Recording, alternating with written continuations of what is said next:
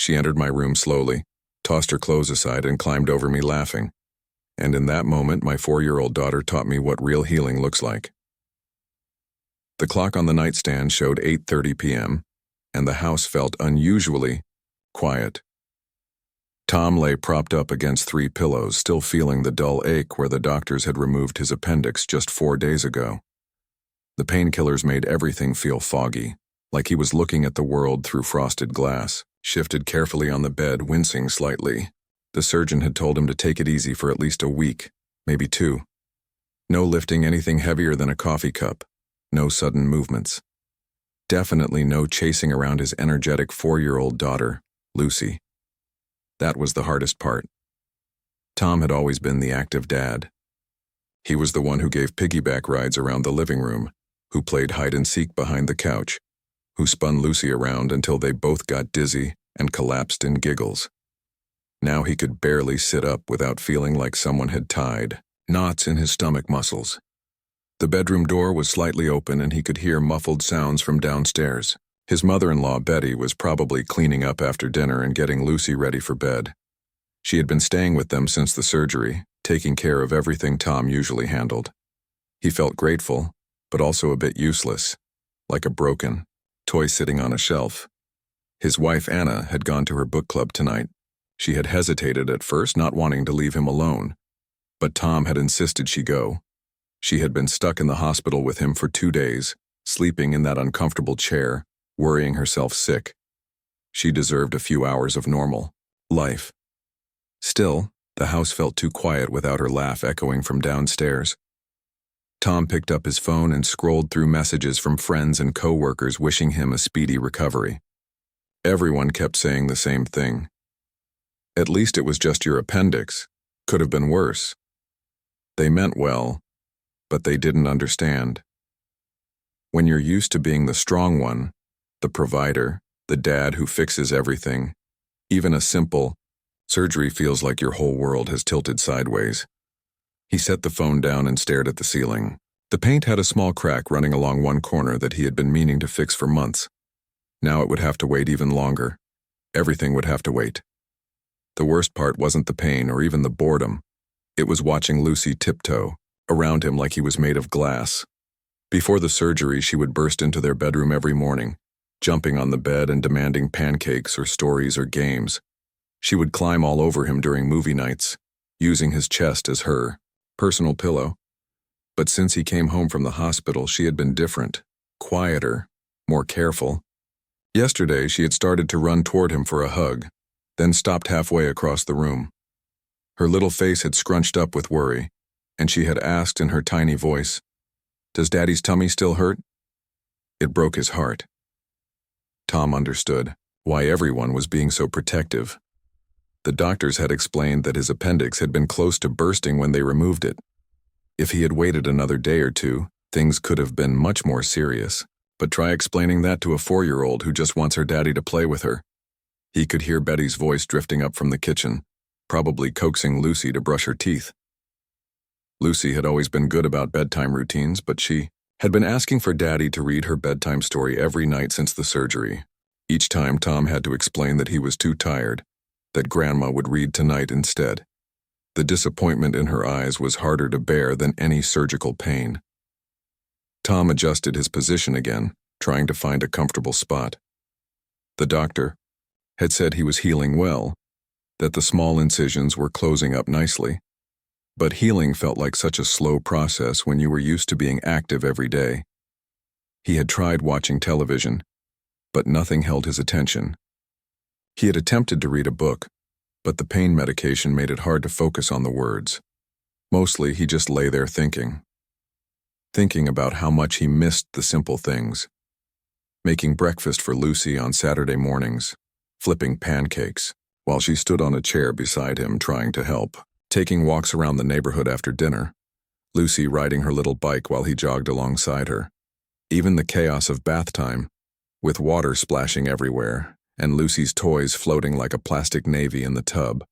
All of those moments had seemed so ordinary before. Now they felt precious, like memories of a life he couldn't quite reach anymore. The house creaked softly around him. the familiar sounds of an old home settling for the night. Through the bedroom window, he could see the neighbor's porch light casting long shadows across their front yard. A cat wandered across the lawn, pausing to look up at his window before disappearing into the bushes. Tom closed his eyes and tried to remember what normal felt like.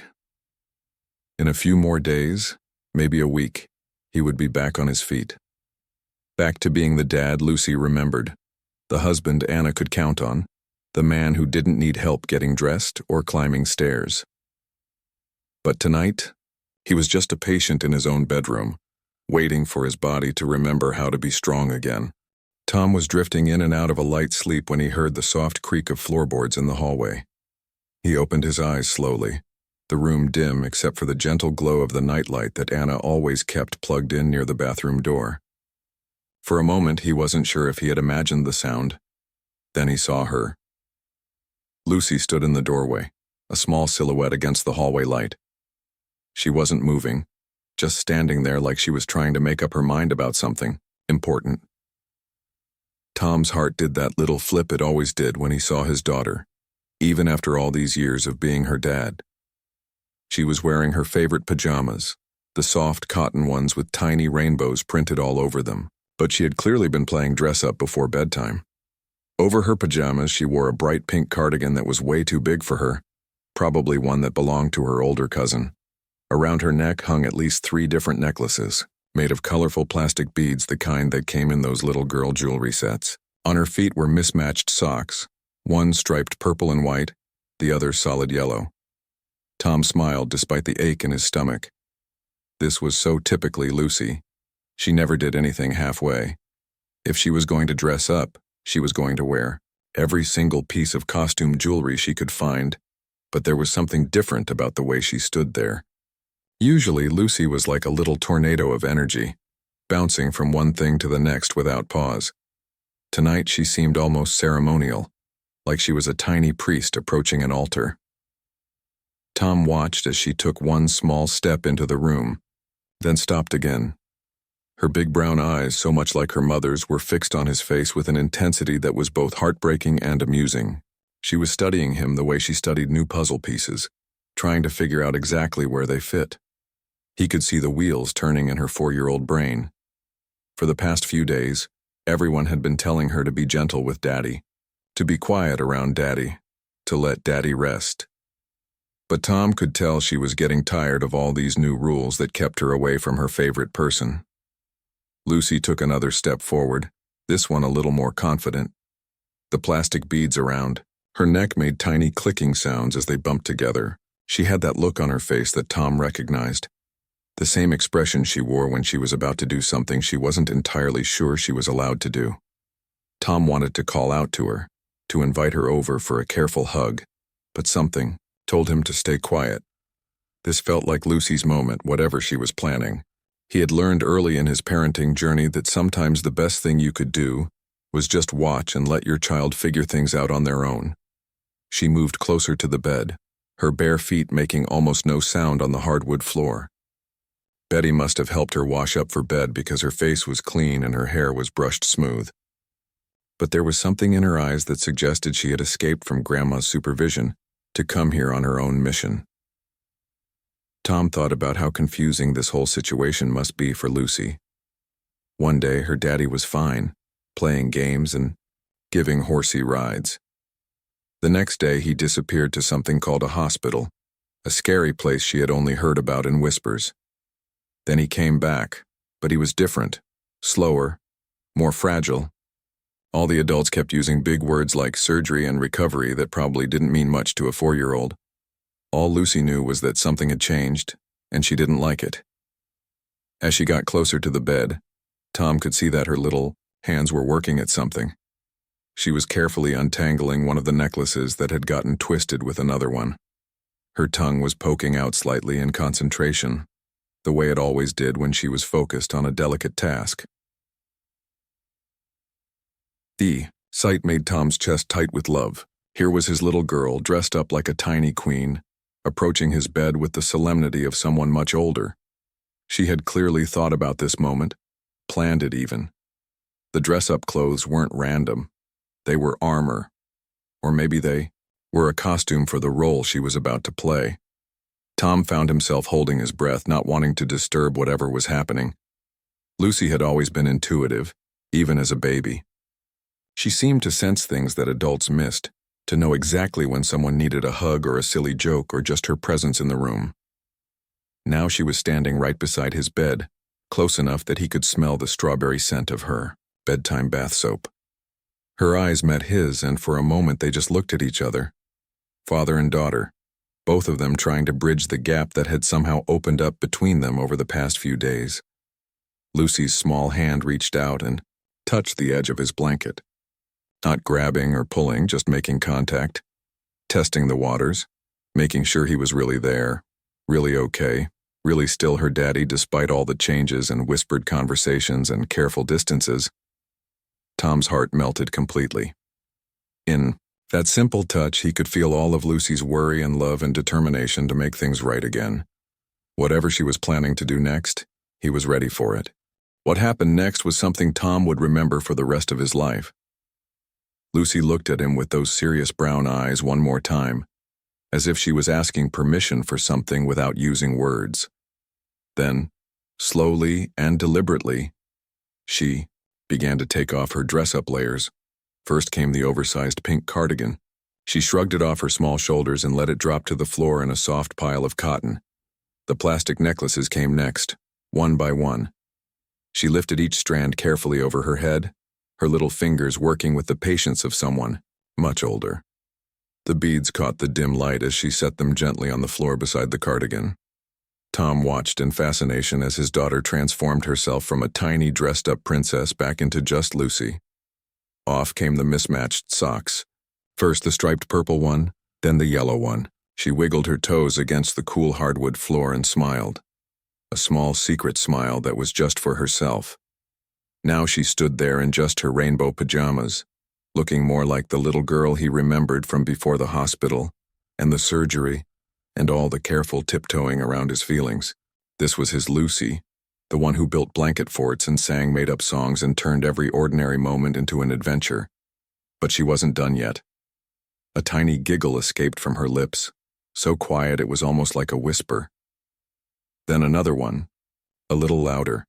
Tom felt his own mouth starting to curve into a smile as he watched her shoulders shake with suppressed laughter. The giggle grew into a proper laugh, the kind of pure, bubbling sound that only children can make. It was the sound of joy that couldn't be contained anymore, like a balloon that had been held underwater and was finally allowed to pop up to the surface. Tom hadn't heard her laugh like that since before the surgery, and the sound went straight to his heart like medicine. Lucy put her hands over her mouth, trying to muffle the laughter, but it kept spilling out between her fingers. Her eyes were sparkling with mischief now, and Tom could see that whatever plan she had been forming was about to happen. She looked at the bed, then at him, then back at the bed. Tom could practically see her calculating distances and angles in her 4-year-old way. She was figuring out the safest path to get to him without hurting his tender stomach. And then she moved. Lucy approached the foot of the bed and carefully climbed up onto the mattress. She moved like a little cat, testing each step before putting her full weight down. Tom could see her being extra careful, remembering all the warnings about Daddy's sore tummy. But as she got closer to him, her laughter became harder to control. It bubbled up from somewhere deep inside her, infectious and pure and absolutely impossible to resist. Soon she was giggling so hard that her whole body was shaking with it. Tom found himself starting to chuckle too. He couldn't help it. Lucy's laughter had always been contagious even when he was in his grumpiest moods. There was something magical about the way children could find joy in the simplest things, the way they could turn an ordinary moment into something special just by deciding it was funny. Lucy crawled slowly across the bed toward him, still being careful but also still giggling. She looked like she was trying to solve a puzzle, figuring out how to get close to her daddy without causing him pain. Her small hands patted the blanket gently as she moved, as if she was checking to make sure everything was safe. When she reached his side, she paused for a moment, looking up at his face with concern mixed with excitement. Tom nodded slightly, giving her permission for whatever she was planning. He trusted her completely. Lucy had always been gentle with things that were fragile. She knew how to pet cats without pulling their fur, how to hold soap bubbles without popping them, how to hug her baby cousin without squeezing too tight. With infinite care, Lucy positioned herself next to him and slowly, so slowly settled down beside his arm. She was still giggling, but now it was softer, more like happy purring than outright laughter. She curled up against his side like a little kitten, her head finding the perfect spot on his shoulder. Tom felt tears prick at his eyes, but they were good tears. Happy tears. This was what he had been missing. Not just the physical closeness, but the connection. The feeling of being Lucy's daddy again instead of just a patient who happened to live in her house. Lucy's warm little body against his side felt like the best medicine in the world. Better than all the pills the doctor had given him. Better than all the rest and careful recovery routines. This was healing of a different kind. The kind that happened when love found its way past all the barriers that fear and worry had built up. She tilted her head up to look at him, her laughter finally settling into a contented smile. In her eyes, Tom could see that she had accomplished exactly what she had set out to do. She had found her way back to her daddy, and she had brought him back to her too. The room felt different now, lighter somehow. The careful quiet of the past. Few days had been broken by something much better. The sound of a little girl who had decided that enough was enough, and that love was more important than all the grown-up rules about being careful. As Lucy settled against his side, Tom felt something shift inside his chest. It wasn't the physical pain he had been carrying around for days. This was different, like a knot coming undone, like a door opening that had been stuck shut. Her laughter was still bubbling up in little waves, and each giggle seemed to pull an answering chuckle from somewhere deep in his throat. Before he knew it, Tom was laughing too, really laughing for the first time since before the surgery. The sound surprised him. He had forgotten what his own genuine laughter sounded like. Lucy tilted her head up to look at him, her eyes wide with delight. "Daddy's laughing," she whispered, as if she had just witnessed something magical. And maybe she had. Maybe laughter was magic when it came from a place of pure joy instead of politeness or social obligation. "I am laughing," Tom whispered back, his voice rough with emotion. "You know why?" Lucy shook her head, her dark hair tickling his arm. "Because you're here," he said simply. "Because you're being brave and silly and perfect, just like always." She beamed at this, snuggling closer to his side. Tom could feel the warmth of her small body through her rainbow pajamas, could smell the lingering sweetness of her bedtime toothpaste. These were the details he had been missing, the tiny sensory memories that made up the fabric of being a parent. "I missed you, Daddy," Lucy said in her serious little voice. "Even though you were right here in this room, I missed you." The words hit Tom like a gentle punch to the heart. Out of the mouths of babes, he thought. She had put into simple words exactly what he had been feeling but couldn't express. Physical presence wasn't the same as being truly present. He had been so focused on healing his body that he had forgotten about healing the connection between them. "I missed you too, sweetheart," he said softly. "Even though you were right here in this house, I missed you too." Lucy nodded as if this made perfect sense to her 4-year-old logic. Then she launched into the kind of stream of consciousness storytelling that only small children could manage. "Grandma Betty made me pancakes this morning, but they weren't." "Daddy pancakes," she began, her voice taking on that dreamy quality kids got when they were really comfortable and starting to get sleepy. "They were good pancakes, but Daddy pancakes are different because you make them into funny shapes and you let me help flip them, even though I'm not very good at it yet." Tom smiled, remembering their weekend breakfast traditions. He always made the pancakes into animals or letters or random blob shapes that they would try to identify together. Lucy would stand on her little step stool beside him, wielding a spatula that was way too big for her hands, occasionally managing to flip a pancake and more often sending them flying across the kitchen. "And yesterday," Lucy continued, "I built a really tall tower with my blocks, taller than me, and I wanted to show you, but Grandma said you were sleeping and I shouldn't wake you up. But I wanted to show you because it was the tallest tower I ever made, and it looked like a castle where a princess might live. Tell me about the castle, Tom said, genuinely interested. This was what he had been missing during his fog of pain medication and worry. Lucy's imagination, her daily discoveries, her way of turning ordinary moments into adventures. Lucy's eyes lit up. Well, it had like 100 blocks, maybe more, and I put the pink ones at the bottom because those were the foundation blocks, and then I used the blue ones for the walls, and the yellow ones for the windows so the princess could look out and see her kingdom. As she talked, Lucy's small hand found his and held it loosely, her fingers tracing absent patterns on his palm. It was such a natural gesture, so unconsciously affectionate, that Tom felt his throat tighten with emotion again. And the princess, Lucy went on, her voice getting softer and more dreamy. She wasn't scared of anything because she was brave, and she had magic powers that could make hurt things feel better just by touching them. Tom squeezed her hand gently.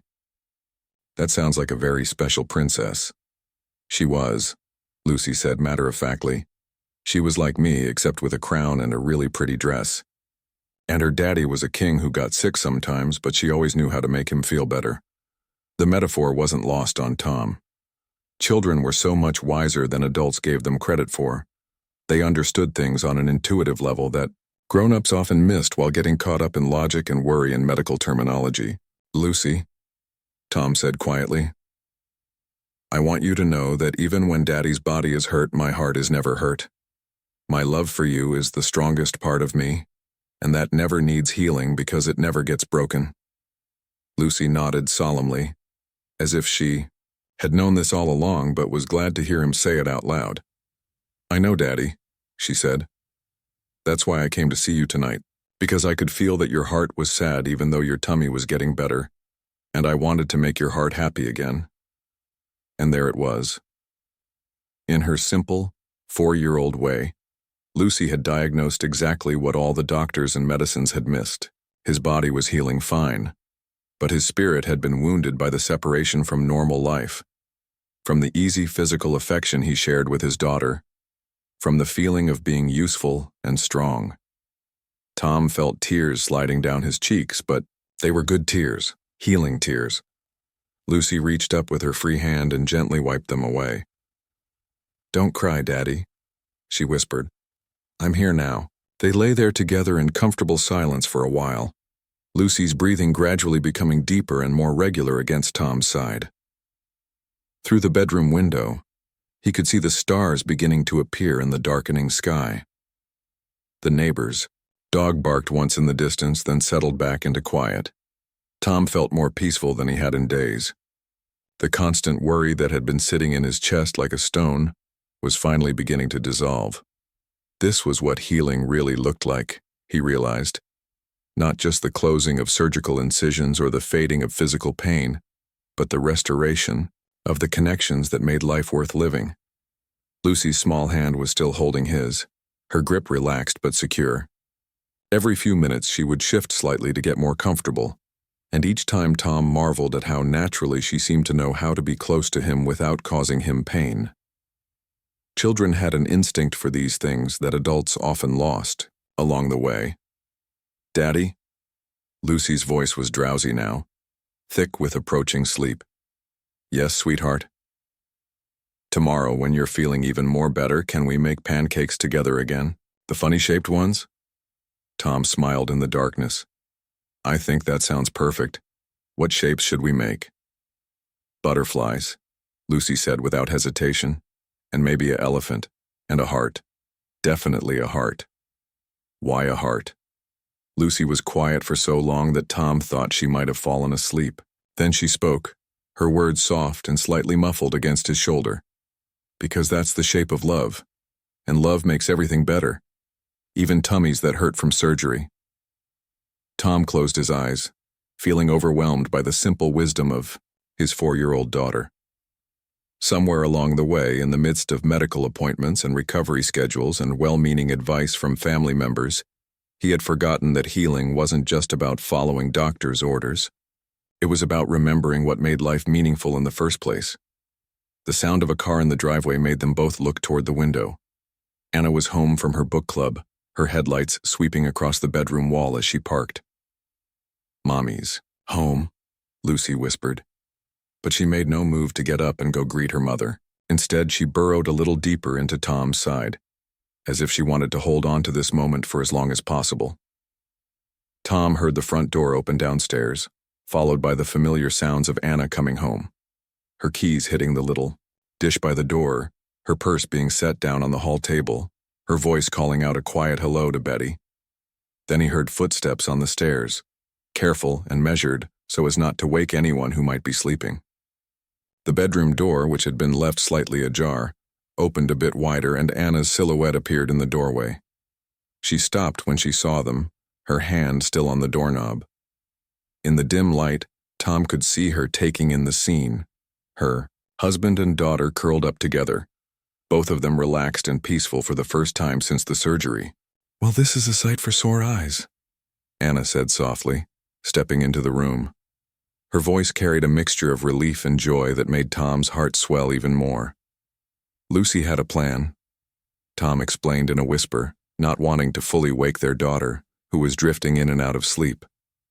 She decided it was time for Daddy to stop being so careful and start being her daddy again.